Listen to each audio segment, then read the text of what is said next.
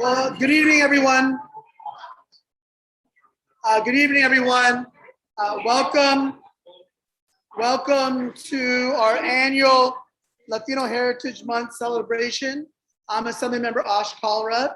I've been doing this every year that I've been in the Assembly, and I always enjoy it. It's great to come together as a community and also to recognize great leaders in our community. Now, this year, it's a little different, obviously. In fact, last year, we had to go completely virtual. This year, we are mostly virtual, but we're fortunate enough to be able to have our honorees with us here today, and they each have just 3 or 4 guests with them so that we can make sure that we have a limited audience here. Everyone can be appropriately spaced apart. And in terms of other safety protocols, I would ask if folks, I know that we are in a quasi outdoor space, but this is according to Assembly rules. I'll have to ask if folks can wear their masks unless they're eating or drinking something. And so please make sure you keep your mask on. But again, if you're eating or drinking, obviously you can have your mask off. Make sure as you're wandering around, in other words, going to the restroom, going to get food, you keep your mask on until you come back to your table, and then you can remove your mask and enjoy your food and drink. Also make sure that you sanitize your hands. There's sanitizer, I think, where's the hand sanitizer, Stacey? Is by the food. So make sure before you take any food to sanitize your hands as well. So thank you so much for your patience in hearing our COVID protocols for this evening. But otherwise, I'm hoping that we'll be able to have, I mean, this is the first time we're coming together for this event in a couple of years. So I'm very happy to be able to join with all of you today. And so, you know, I have the honor of representing this district, and this is my 5th year. And as I've said many times before, you know, when you think about San Jose, especially my district, covering all of downtown and East San Jose, South San Jose, Southeast San Jose, there's no doubt that the backbone of our community is the Latino community.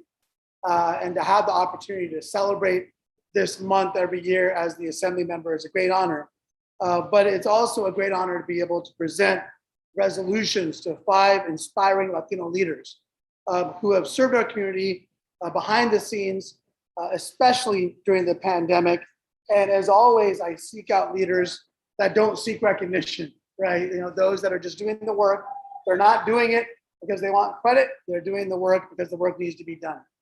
And so we've done that again this year, I think, in finding 5 very worthy honorees. And so I'm going to get right into it. And by the way, we are streaming live. Thank you to those that are online for your patience as we started a few minutes behind waiting for everybody to get here. And also, feel free to get it. You know, look, you know, if you want to get something to drink, get a bite to eat. Don't feel you have to stay in your seats. You know, if this were a regular pre-pandemic event, we'd have a bunch of people hustling and bustling around. So I know that we have to take some safety precautions, but feel free to get something to drink, get a bite to eat during the course of the event. We also have tickets, and the tickets are for beer or wine. So sorry for everybody. If you're online, feel free to enjoy your beverage at home.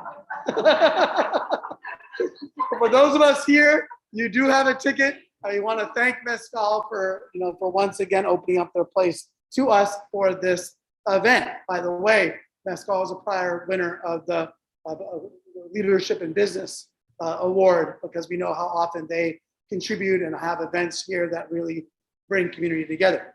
So we're going to start with our Leadership in Community Service Award. And for the honorees, when you come up here, come up with your mask. If you'd like to say a few words, we're going to take your mask off and we can take some pictures, and then you can return to your seat.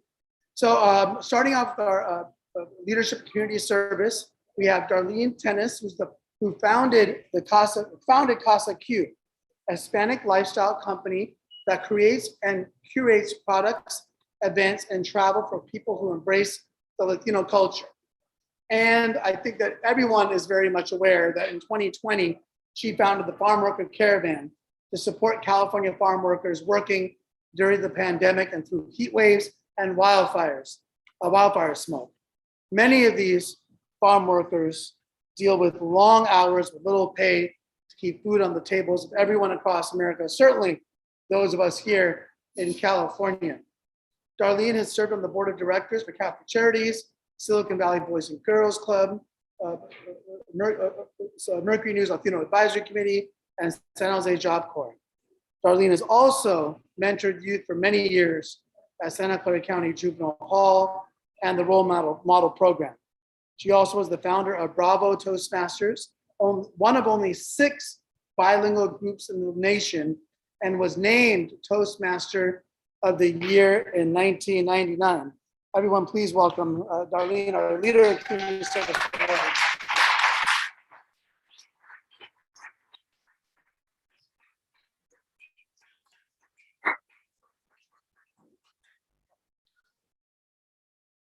Oh, look at the picture.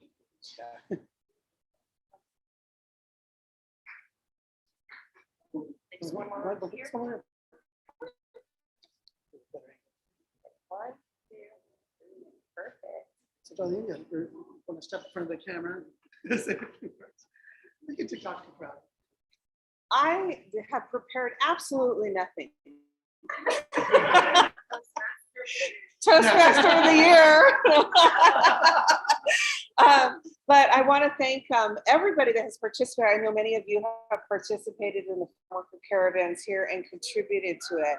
And as I always say, it's not one person that gets things done, it's all of us. And we're all are the farm worker caravan. And you know, the farm workers have been oft forgotten during the pandemic, and they are working every single day for us in the heat wave as wildfire, as Ash mentioned. And they are not treated humanely sometimes, a lot of times. And so it is very important for us to always remember them and to be thankful to them. So when we are eating and drinking today, just be thankful for the work that they have done and being able to provide the stuff here. You know, I'm going to mention one thing. Last year at our last event that we had a farm worker woman come speak. And it really touched me because a lot of times you hear previous farm workers complaining about the work, but she said that she loved being a farm worker. She says, I love it. She goes, because I am picking the food and the vegetables and the fruits that is going onto people's tables. And I just want to do that with love every time I do it. So just remember that there is love that comes through all the way through to your tables. Thank you.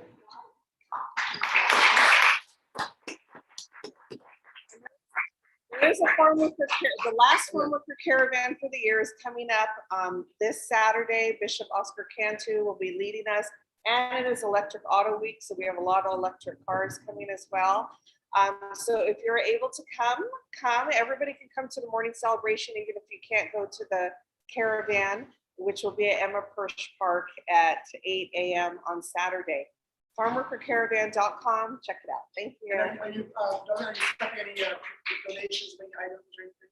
Oh, if you can bring donations of real basic items like rice, beans, pasta, tortilla flour, toilet paper, feminine hygiene, the real basic stuff like that is what they need. It helps them. Farm workers only make about $12,000, $15,000 a year, if you can imagine living in California on those wages. So even though they are working full time, they cannot afford to even eat the vegetables that they pick.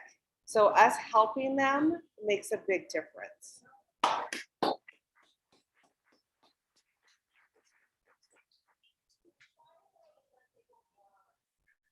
Flyers at the front table. Excellent. Yeah, I mean, and Darlene's absolutely right. Our farm workers have allowed so many of us to be able to have fresh food, be able to stay at home. I introduced a bill this year that will help to give notification to all the farm workers on their first day on the job in Spanish and English, as well as pay them for when they're being transported back and forth to their job sites. Unfortunately, the bill didn't make it this year, but we're going to try again in January. We've been trying for 3 years, the second year. We'll try again next year, and I have to give a shout out to Senator Bill Monning, who introduced the bill last year, and it was unfortunately vetoed. But we're not going to forget about our farm workers, and I think it's things like it's activities and events like the Farm Worker Caravan that help us stay connected. and never forget all the workers in our state. So thank you so much, Darlene. All right, up next, we have our leadership and education, Jorge Pacheco. And so Jorge Pacheco Jr. was born and raised in San Jose by two amazing parents. His Maya Korean father, who came from a small Maya village in the Yucatan Peninsula, and his Salvadoran mother, who immigrated to the United States to escape the Salvadoran Civil War. Since graduating from UC Berkeley in 2013, Jorge has been an elementary and middle school Native Studies and Spanish teacher in the Bay Area, and is currently working to close the digital divide for Santa Clara County as a digital equity specialist for Community Health Partnership. As a Native Studies teacher and activist, he is passionate about decolonizing schooling and bringing Indigenous values into education, and currently serves as president for both the Oak Grove School District Board of Education. I was a student at Oak Grove School District, so a special place there, and the California Latino School Boards Association. So he's the president of the California Latino School Boards Association. It's unbelievable. Where he leads an organization that represents and fights for Latino students and school board members across the state. When I say unbelievable, I mean, he just got on the school board a couple years ago, and he's already leading statewide on issues of ethnic studies and beyond. So Jorge, please come up here. It's an honor to recognize you.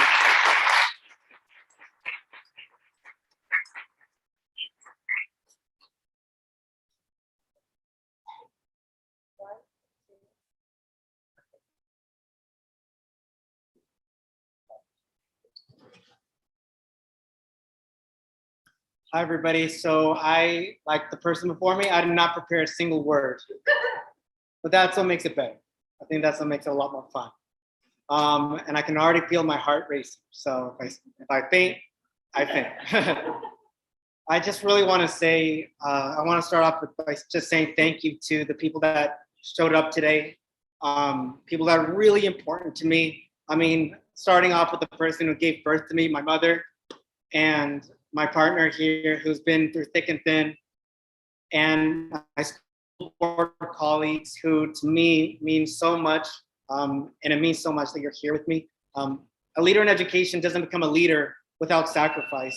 And they don't become a leader without making mistakes and learning from those mistakes. And if there's anything that this year has taught me, it's that unless we pull ourselves from the mistakes that we created and grow from them, leadership is impossible, growth is impossible, and new possibilities cannot happen. And so I think if there's one thing I just want to say is a huge thank you to the people that have patience for me and that have walked with me every step of the way to this point here, and of course to our legislative ancestors who have made it possible for people like us and many others to be elected. It makes you sound really old. Legislative uncles. There you go. We wouldn't be here without folks like you. And I just want to say that this is the kind of community that continues the growth for all of us. So thank you.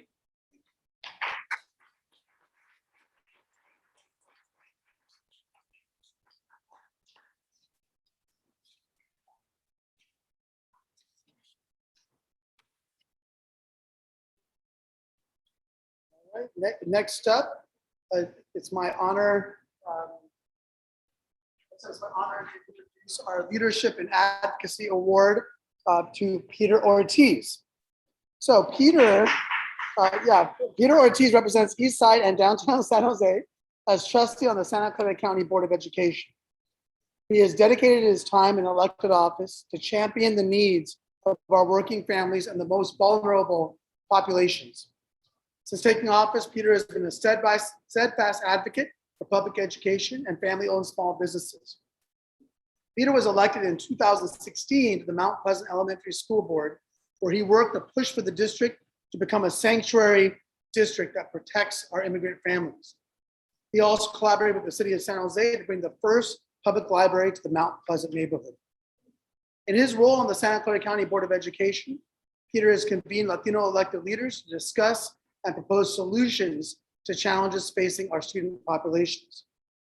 Peter is organized alongside parents, students, and teachers to advocate on behalf of social justice causes within the public education system, including safe reopening of our public schools by supporting the prioritization of teachers and education workers for COVID-19 vaccines. He also spearheaded a resolution at the county level to support a countywide adoption of ethnic studies. And if you've been anywhere in the city, in the county, you'll see Peter there. He's always there, standing up for causes that are righteous, standing up for the community that needs empowerment, and standing up for the oftentimes voiceless. And for that, I'm honored to honor Peter Ortiz.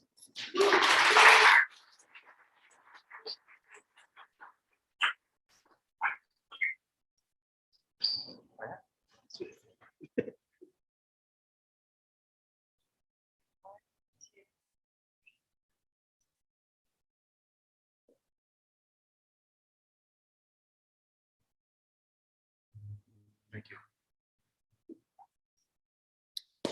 Well, first off, I can't begin to say how honored I am that Assemblymember Kalra chose to recognize me for my work in advocacy in the community. I also want to thank the Assemblymember for the way you've represented our community fearlessly on behalf of working families and on behalf of the Latino community. You represent Eastside San Jose, and while you didn't represent it on the city council, you entered the state legislature really swinging and pulling punches for our working families. So I want you to know that, you're an honorary Chicano Latino in my eyes. So I want you to know that, because you put in the work more than a lot of people that I know. When it comes to advocacy, I really got to give thanks to my mother, who's here, Catherine Ortiz.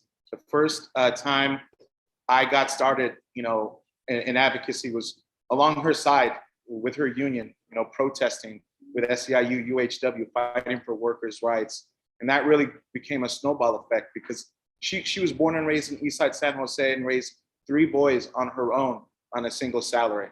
And watching her struggle embedded me with this commitment to working families and to the immigrant Latino community, who oftentimes are under-resourced and underrepresented. And I also want to thank the residents of Trustee Area 6 and everyone in Eastside San Jose for choosing me to represent you. I have not taken it for granted. If there's an issue that faces our residents, even outside of education, like renters' rights, affordable housing, making sure that our streets are clean, community cleanups, I've made sure that I've been there to be at your side and that you have a voice at the table. Because at the end of the day, our Latino community voices matter. And as long as I'm in office, and even past then, I'm gonna make sure that I will always prioritize the residents of East San Jose. So thank you, and I look forward to continuing to partner with Assemblymember Kalra and represent this community.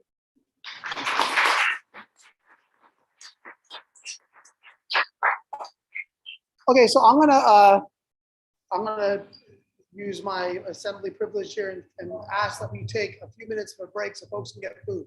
The food has been out there for a while. I know everyone's trying to be polite, but we're a little ahead of schedule. And I think, let's all get a bite to eat and come back to your tables, just 5 minutes. And folks online, hang out, go get a bite to eat. And we'll continue the program in about 5 minutes, okay? So folks, go grab a plate.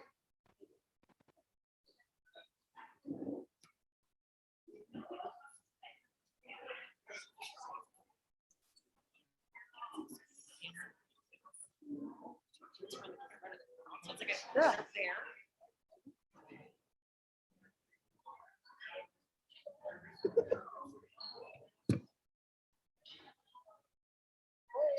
I don't know if we should have them.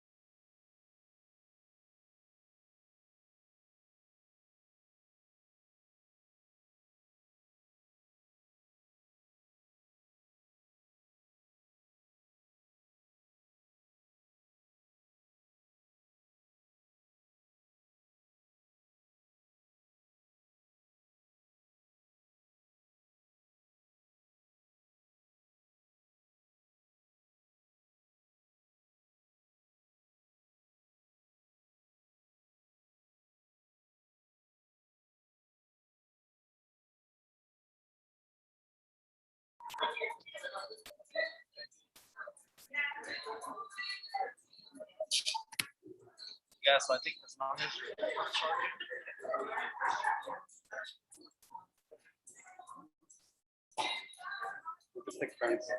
Right, for those watching online, we'll be starting up again in about 3 or 4 minutes. So thanks for your patience. Everyone's getting a bite to eat. We have a couple more honorees to go.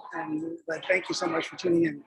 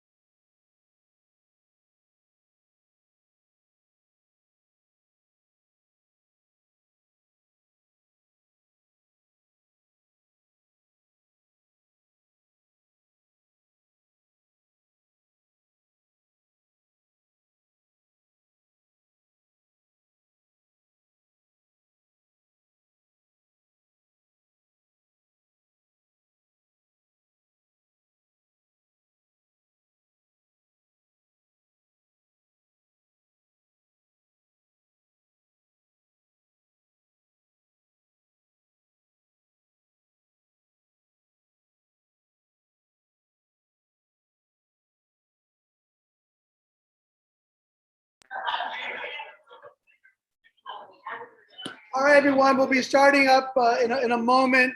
I know that folks are finishing up getting their food, so continue to enjoy the wonderful food here at Mezcal. And as you see the baseball game overhead, I know that many folks are rooting for the Giants.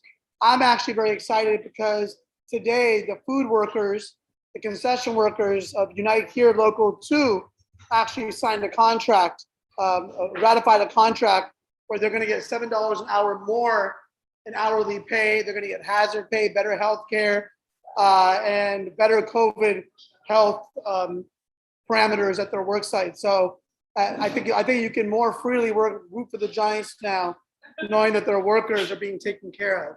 So I was very excited to see that. Yes. And the last thing I'll mention, I mentioned earlier about the farm worker bill I had.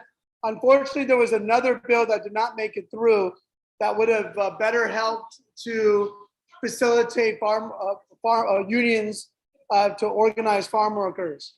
And we're going to try again next year, but as we know, it's really hard for farm workers to organize because they're separated, different work sites. They're very intentionally kept apart. Even their housing oftentimes is completely under control of the farm worker contractors.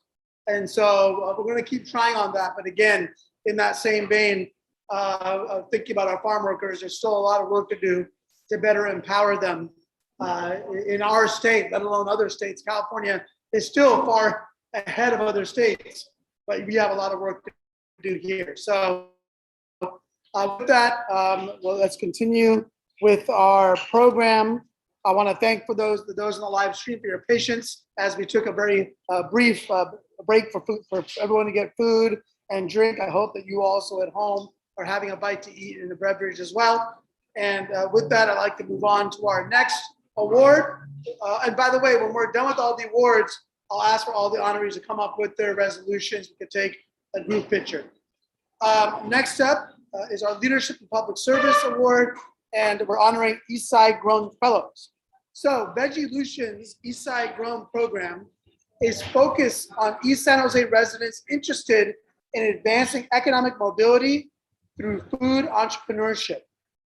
With the support of our Si Se Puede collective partner, with the Si Se Puede collective partner agencies, Amigos de Guadalupe, Grail Family Services, the School of Arts and Culture, and Somos Mayfair, Eastside Grown Fellows engages food entrepreneurs through small business skills and technical assistance workshops, community building events, peer coaching, and storytelling.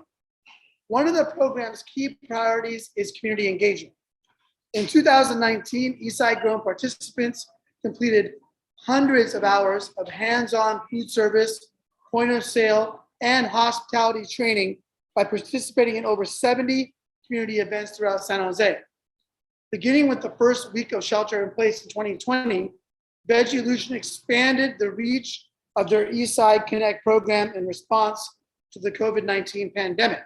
Each week, Eastside Grown Fellows participate in food distribution, hands-on training, and program delivery to ensure that high-quality, healthy food continues to flow to the most vulnerable community residents. Ladies and gentlemen, the Eastside Grown Fellows, come on up.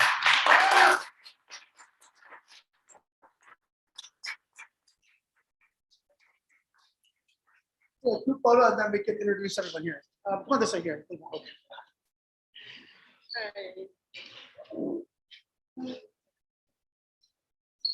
We have some on the other side. Let's do it this way.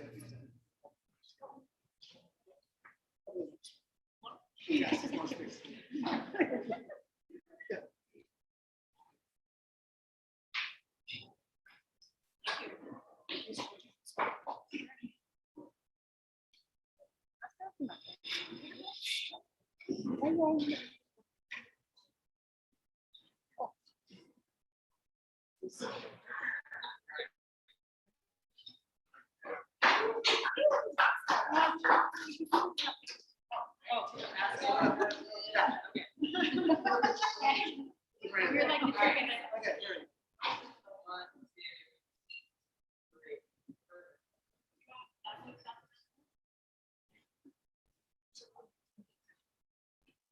Okay.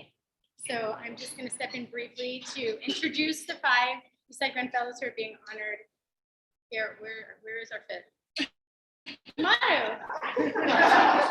Maru. Well, you go first.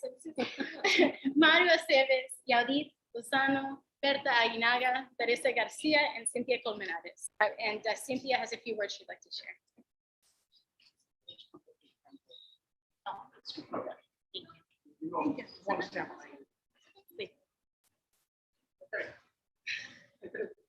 Well, first of all, I would like to thank you, Kalra, all the committee members and leaders that we have.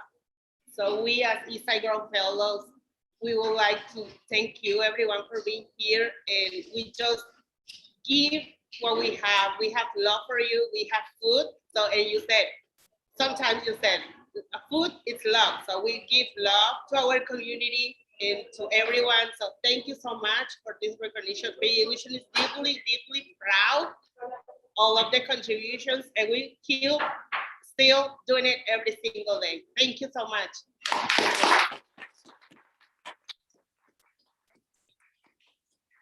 We'll come back up in a little bit. Thank you. Thank you. So, yeah, we oftentimes hear food is medicine, but I think absolutely food is love. I know that in Latino culture, I'm Indian, in Indian culture for sure, you show your love by feeding your family, feeding your loved ones, feeding guests. And so absolutely, I think Eastside Grown is feeding the Eastside family with love. And so I really appreciate that. And, oh, there they are. Okay. Finally, I'd like to introduce our Legacy Award winner, Gabriel Hernandez.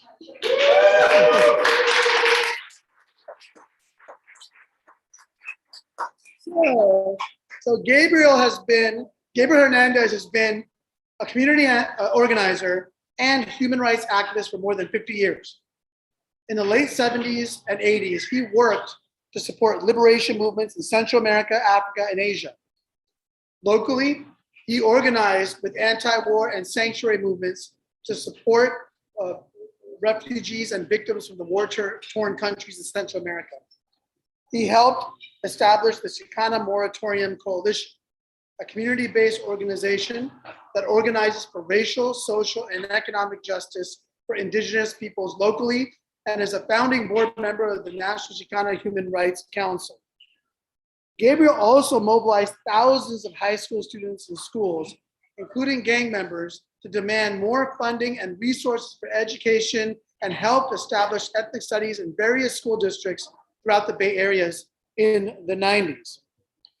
In addition, Gabriel helped form 2 youth nonprofit organizations, Youth Together in Oakland, Berkeley, and Richmond, and Youth Uprising in Oakland. He also helped found Californians for Justice. Gabriel has helped draft legislation over the years, ranging from sanctuary laws to LGBTQ+ hate crime laws and worker protections to affordable housing policies. More recently, Gabriel developed the Day Labor Center in Hayward from its inception and organized day labor workers throughout California to establish protections against wage theft and other violence workers faced. He currently is the first director for the Si Se Puede Collective in East San Jose's Mayfair community. The collective, yeah. Everyone knows the collective is amazing. It's comprised of 5 community organizations that primarily organizes for immigrant and migrant communities and working class families.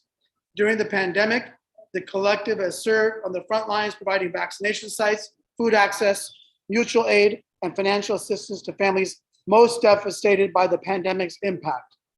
I, along with so many, walk in your footsteps. And thank you. Gabriel, please.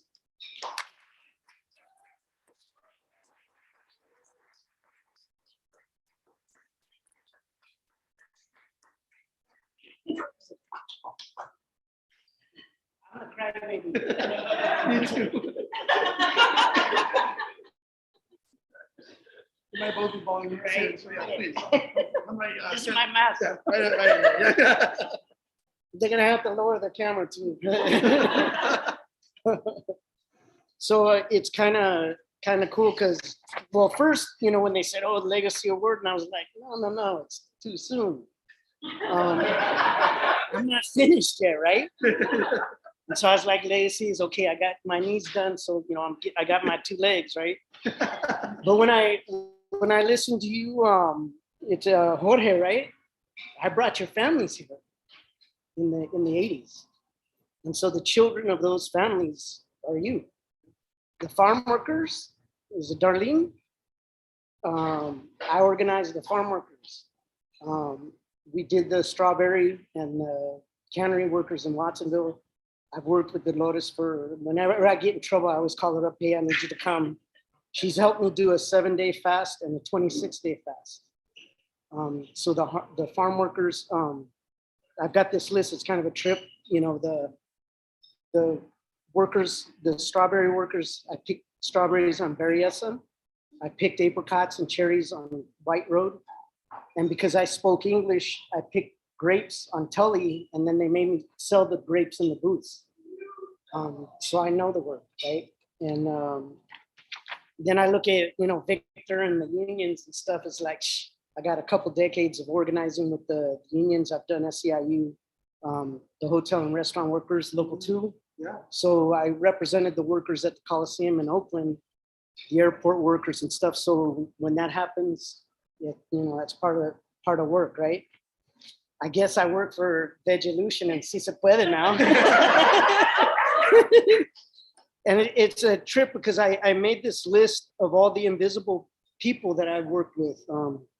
Like I said, the campesinos in the fields, the janitors. I was a janitor at UC Berkeley. That's how I went to UC and stuff. I cleaned the dorms. The grandmothers at Big Mountain. The single mothers, I organized the single mothers in the court system. We did a 3-day strike when they merged the court systems, and there's a lot of single mothers. I put in, sorry about that, the counterintelligence program and the people that were targeted by the government and supported a lot of them, Francisco Martinez, Stokely Carmichael, I know him as Kwame Ture from the Black Panthers, people like that. I put down the families from Central America that allowed me to organize their children in the 90s. The danzantes, we brought the fire back in San Francisco and all the different danzante groups now. When we circled up in San Francisco at the beginning, there was like 10 or 12 of us. And now you see danzantes everywhere.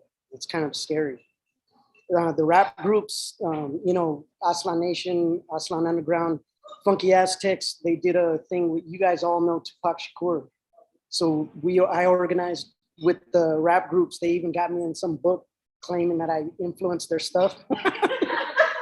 Same with taggers, a lot of the taggers we organized in the 90s to, because we had to do stuff with flyers. And so, when we were doing the walkouts, we did it in code with paint so that they didn't know when we were going to pop off. All the youth organizers that were expelled during that time, they were kicked out of the schools because of the work they did. And one boy who got expelled from Jefferson High, he got his degree and he's a bilingual teacher back at Jefferson High. Crazy stuff. Rebecca, she was 18 years old. She got charged with 78, well, I better not say that, huh? 78 counts of aiding and abetting minors to commit a crime, and now she's a city council member down in Gilroy.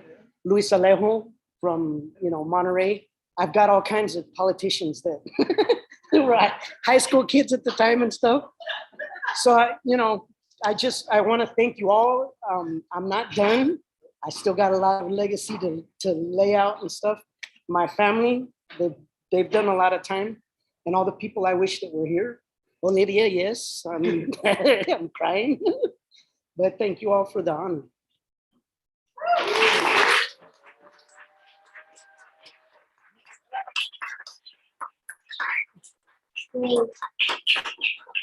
If we actually, we can have our honorees make their way up here and we'll take a group picture with your resolutions.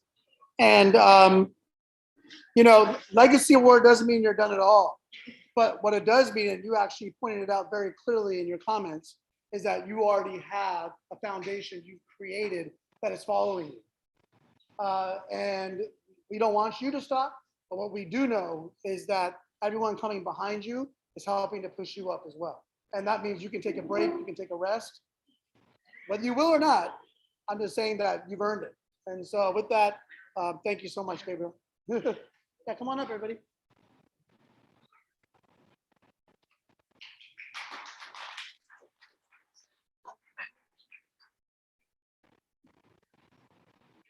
We have the ladies on this side. This thing's bigger than me. Okay, why don't you have Peter over here? Come over on this side. On this side. We'll all squeeze together. We'll fight.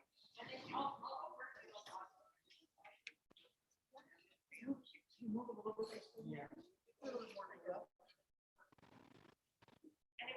I'm sorry, I know it's not very COVID.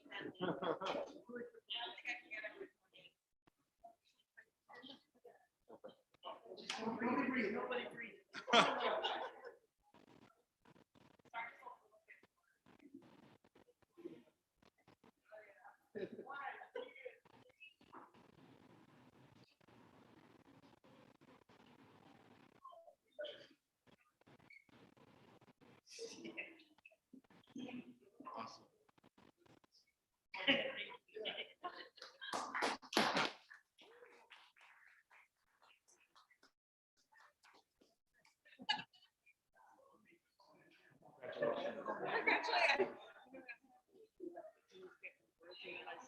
So as you can see, thank everyone. Give me one more moment. I'll finish up here. I just want to thank everyone for being here. I want to thank our honorees. As you heard a little bit about them, saw them lined up for a pitch, an incredible group of community leaders that we have. And so thank you to Mezcal for allowing us to have the event here. And thank you to my staff as well. Where's all my staff? There's Juan, Stacy, Aiden. What was that? And Dominic. Thank you all so much for the work that you put into this. All right, everybody. Thank you. Thanks for tuning in. And everyone's going to be here and relax. And so you have a great evening, everybody.